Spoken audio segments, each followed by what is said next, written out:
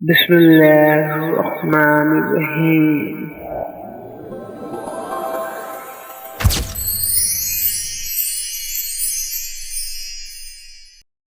پچھلی ویڈیو میں ہم نے الرحمن کا مفہوم سمجھا جو سب پر بے حد مہربان ہے۔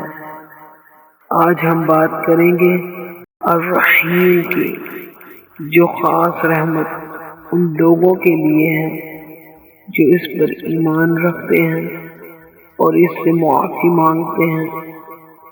الرحیم کا مطلب نہایت مہربان، وہ جو اپنی خاص رحمت کو اپنے ایمان والے بندوں پر مسلسل نازل کرتا ہے جو اس پر ایمان لاتے ہیں، اس سے مغفرت مانگتے ہیں، وہ انہیں کبھی مایوس نہیں کرتا۔ قرآن و حدیث سے دلیل، ان اللہ غفور الرحیم، بے شک اللہ بہت بخشنے والا اور نہایت مہربان ہے۔ الرحیم وہ ہے جو انسان کی ہر کمی کو معاف کرنے کو تیار ہے اگر بندہ سچے دل سے معافی مانگے۔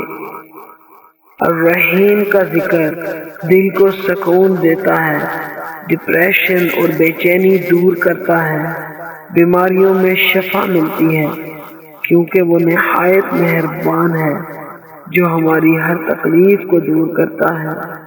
اگر مشکلات میں الجھ جاؤ تو الرحیم کو پکارو، وہ ہر مشکل کو آسان بناتا ہے۔ جب لگے کہ راستے بند ہیں تو یقین رکھو کہ الرحیم نئے راستے کھولتا ہے۔ جو شخص الرحیم کو زیادہ یاد کرتا ہے اس کے رزق میں برکت ہوتی ہے۔ الرحیم ہر وہ ضرورت پوری کرتا ہے جو بندے کے حق میں بہترین ہو۔ ہر نماز کے بعد 100 مرتبہ یا رحیم پڑھیں، ہر مشکل کے وقت یا رحیم کو ذکر میں رکھیں۔ یہ ذکر دل کو سکون، مشکلات میں آسانی اور رزق میں برکت کا ذریعہ ہے۔ اے اللہ، اپنی بے پناہ رحمت سے ہمارے گناہوں کو معاف فرما، ہماری مشکلات کو آسان فرما اور ہمیشہ ہمیں اپنی مہربانیوں سے ڈھانپ لے، آمین۔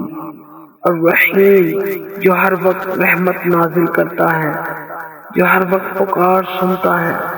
اگر تمہیں لگتا ہے کہ تم نے بہت گناہ کر لیے ہیں تو یاد رکھنا اللہ سبحانہ و تعالی ہمیشہ تمہارا انتظار کر رہا ہے، بس ایک بار سچے دل سے پکارو۔